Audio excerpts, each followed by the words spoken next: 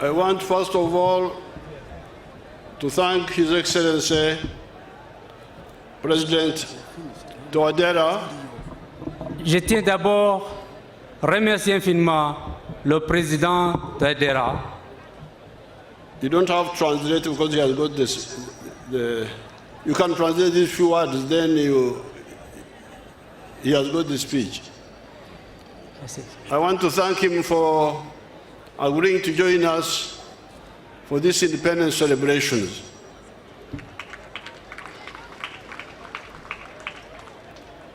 Yesterday, we had a long discussion in Entebbe, and Central Africa will become a very good trading partner with East Africa.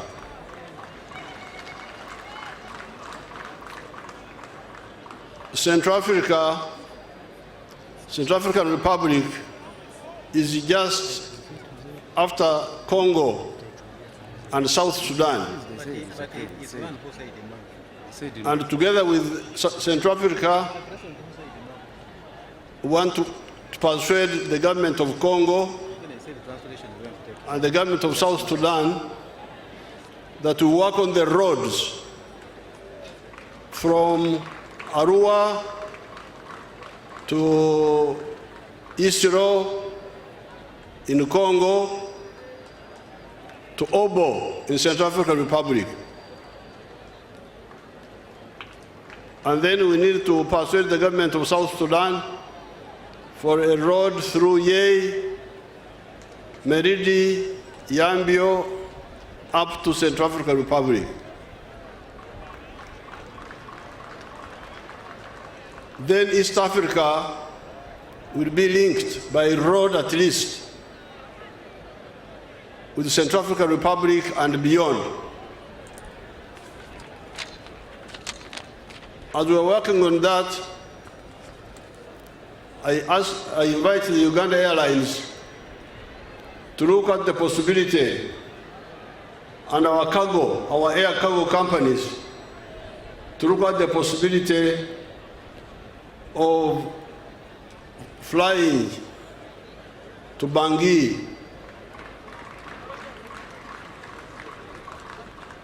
a few times, even if it is not daily, but some few times, so that we can link up with our brothers there and sisters. Secondly, I want to congratulate General Museveni, the new CDF, for rationalizing the parade.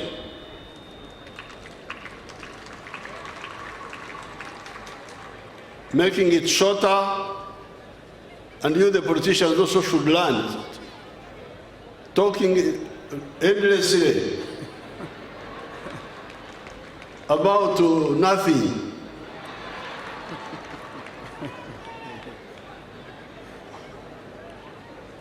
I want to congratulate the army. Instead of the parade staying there the whole day standing, now they have done their work and they have gone. So I want to congratulate General Muhoozi for bringing that rationality. The old parade, we got it from our brothers, but it is time to reform them. I congratulate them. Mulie mutie.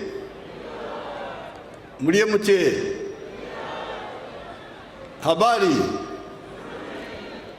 Nyinyi wa Samia na wa Kenya na wasalimia. Salamu kwa wote. Mwebale muno.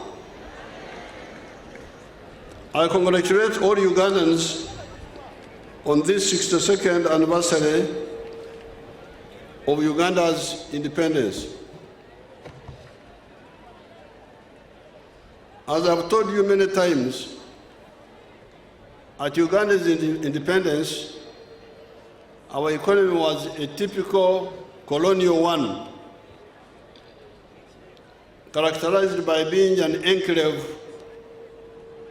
meaning island economy of 3 C's and 3 T's, as was being described by the colonists themselves. The 3 C's were coffee, cotton, and copper, and the 3 T's were tobacco, tea, and tourism.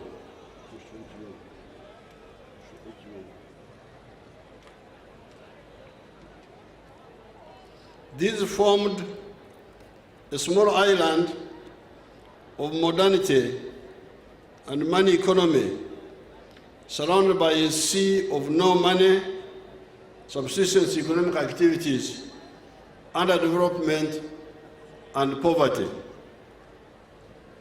By 1962, only 9% of the homesteads were in the money economy, which means that a whole 91% were outside the money economy. Being outside the money economy meant poor housing, no education for the children, no clean water, poor nutrition, poor health, and poverty. On account of the wrong ideology of the politics of identity, tribes, religion, and gender chauvinism, the country was divided and unstable. This instability caused the constitutional crisis of 1966 and the Idi Amin coup of 1971. When the ignorant Idi Amin came into government, he expelled one element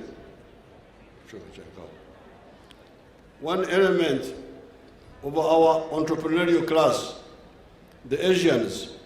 And by 1986, when the NRM came to power, the small colonial enclave of the 3 C's and 3 T's had collapsed. Only coffee and tobacco were still limping on. The whole economy had been informalized into magendo, smuggling, chibanda, foreign currency black market, and kusamra speculation. There were acute shortages of the so-called essential commodities. These were sugar, salt, paraffin, soap, textiles, human and veterinary drugs, etc. All these were being smuggled into the country because all the factories and all the former channels of importation had collapsed. Fortunately, having been in the resistance struggle since the 1960s, by this time we had distilled the 3 historical missions which we thought were the mission of the African freedom fighters. These were prosperity, strategic security, and using the brotherhood of the African people to achieve the 2. The question was, and it still is, did Africans need and deserve prosperity and affluence just like other people in some few places in the world were enjoying by that time, or not? Swala lilikuwa Mwafrika anastahili kuwa na maisha mazuri, maisha ya utajiri, au ni lazima abaki kwenye umaskini? Ndio ilikuwa swala la kwanza wakati tulikuwa tunaangalia maneno yetu ya hapa. By 1960, the affluence was only in Western Europe, North America, and Japan. Mwaka 1960, sehemu 3 za dunia peke yake ndizo zilikuwa na maisha ya utajiri. Europe Magharibi, North America na Japan, wengine wote walikuwa kwenye umaskini wakati huo. The rest of the world was in poverty. Our answer to that question was yes, the Africans needed and deserved prosperity and affluence, just like those mentioned above had achieved. Then the next question was, where then does prosperity come from? Utajiri unatoka wapi? Can it come from begging? Omba omba inaweza kuletea utajiri kama nchi au mtu binafsi? The answer was no. Prosperity and affluence can only come from producing a good or a service with a chibaro, ensuring maximum returns, and selling those items sustainably. Jibu letu lilikuwa kwamba utajiri unatokana na kila mtu mzima kushiriki kwenye kuzalisha bidhaa au huduma na kuuza hizo bidhaa na watu kukulipa kwa huduma yako ambayo umewatolea.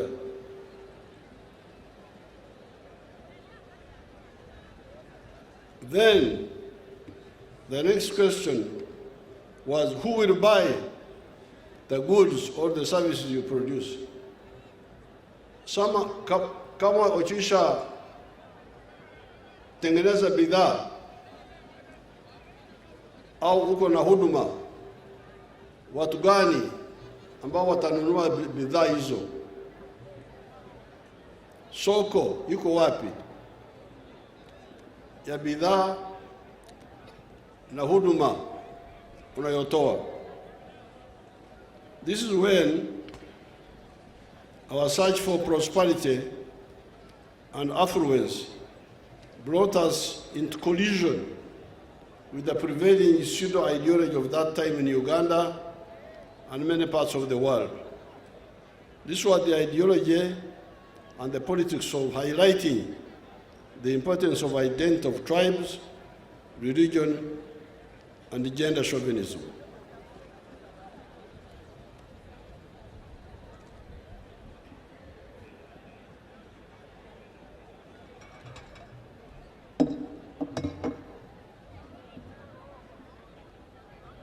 Kawa inanisaidia kwa throat.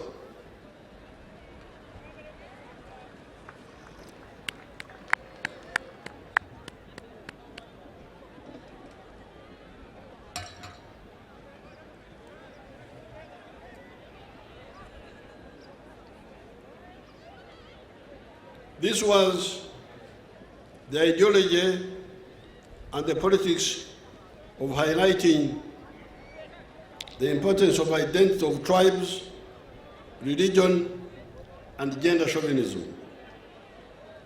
We discovered that in the case of Uganda, people of the same tribe or locality tend to produce similar products and therefore cannot easily buy from one another.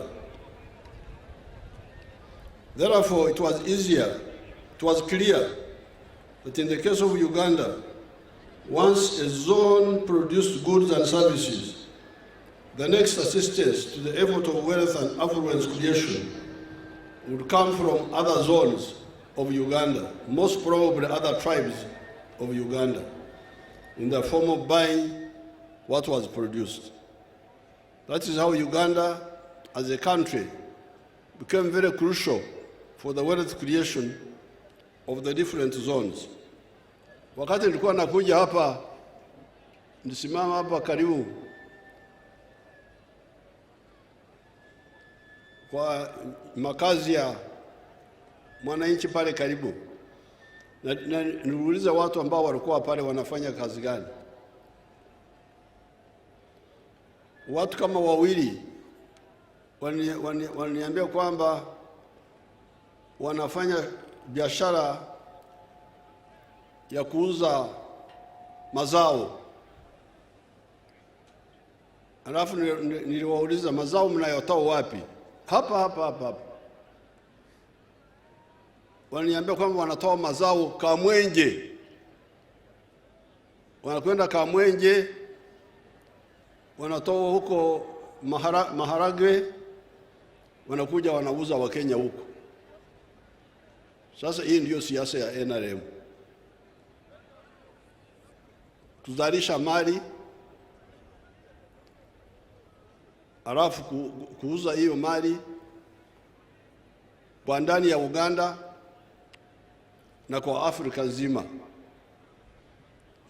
Kama unaelewa hilo, huu uhusiano huweza kuwa kwenye mambo ya ukabila, mambo ya dini, mambo ya kudharau wanawake na watoto na vijana. Hayo yote ni madhambi ya wanyonyaji. Ndio wanaamini mambo hayo, kwa sababu huyu mtu wa hapa kilomita, nusu kilomita hapa, nilisimama hapo, utajiri wake unatoka Kamwenje, ndio anatoa maharage. Kwa hiyo watu wa Kamwenje wanamsaidia kibiashara, alafu na yeye anawasaidia kwa sababu anafikisha bidhaa zao, mazao yao kwenye soko la Kenya. That is where prosperity comes from. Prosperity comes from producing a good or a service and selling it. And whoever buys it is contributing to your prosperity. And you are also contributing to his prosperity.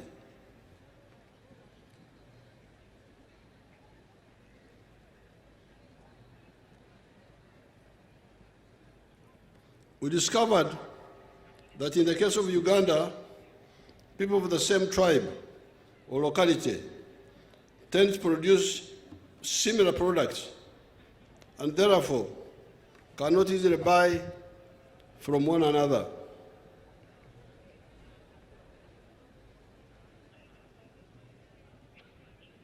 Therefore, it was clear that in the case of Uganda, once a zone produced goods and services, the next assistance to the effort of wealth and affluence creation would come from other zones of Uganda, most probably other tribes of Uganda, in the form of buying what was produced. That is how Uganda, as a country, became very crucial for wealth creation of the different zones. All the zones, all the tribes, all the religions, all the gender groups of Uganda needed Uganda for their prosperity and affluence. That is how we distilled the first ideological principle of the NRM, patriotism. Love Uganda. Why? It is because you need it for your prosperity. Ndio sababu jambo letu la kwanza kisiasa, kinadharia, ni jambo la uzalendo. Lazima upende Uganda kuliko kuangalia makabila na madini na grupu zingine. Sababu gani? Kwa sababu utajiri wako unasaidiwa zaidi na Uganda kuliko kila kabila likijitenga peke yake. However, soon we discovered that even Uganda was not enough. We needed East Africa, and we needed Africa for a bigger market.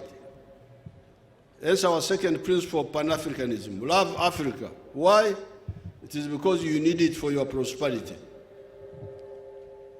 Soko la ndani ya Uganda halitoshi. Soko la Kenya halitoshi wazalishaji mali wa Kenya. Tangu mwaka 64 mfuko wangu, wakati bado niko mtoto wa shule, ulikuwa unasaidia wa Kenya kwa kununua bidhaa kutoka Kenya. Kule kwetu mbali Mbarara walikuwa wanaleta maziwa kwenye karatasi zenye chapa ya KCC, Kenya Cooperative Creameries, something like that. Kwa hiyo kule Mkenya alikuwa anafaidika kwa mfuko wangu. Mimi nikinunua maziwa ya kutoka Kenya, Mkenya anamsaidia, anapata pesa, na Mkenya mwingine anapata ajira, kazi. Ndio sababu unasikia kwamba msingi wa kwanza wa NRM uzalendo, penda Uganda. Sababu gani? Kwa sababu Uganda ndio itakusaidia kwenye shughuli zako za kufanya biashara. Lakini vile vile Uganda haitoshi, lazima upende Afrika. Kwa kizungu tunasema Pan-Africanism. We needed East Africa, and we needed Africa for a bigger market.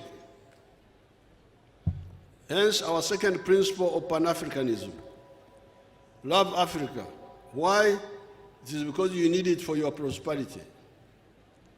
We then realized that you cannot produce modern goods and services if you do not promote socio-economic transformation from the capitalist modes of social organizations. Hence our third ideological principle of socio-economic transformation. Waziri Mire Babaranda alikuwa anaelezea jambo la kufanya kazi za kutumikia tumbo peke yake. Kwa lugha ya Wagwere ambao wanaishi hapa karibu, wanasema okora ekida kyonka.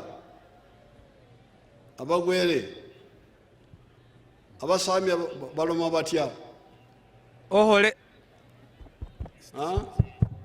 oholera enda yongane, oholera enda enda yongane, oholera enda yona ni. Yes. Mfuse musamia. Lakini ile msemo wa Wagwere ndio rais kwangu. Okore chida chonka. Tena kwenye Japadora wanasemaji, najua kwa Acholi, teach me each keken. Japadora wanasemaji? Kuna Mjapadora hapa?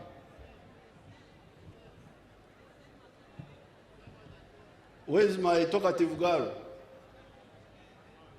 Opendi.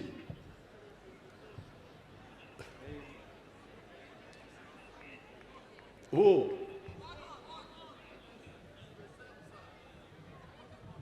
Like actually. You go and tell us on the microphone.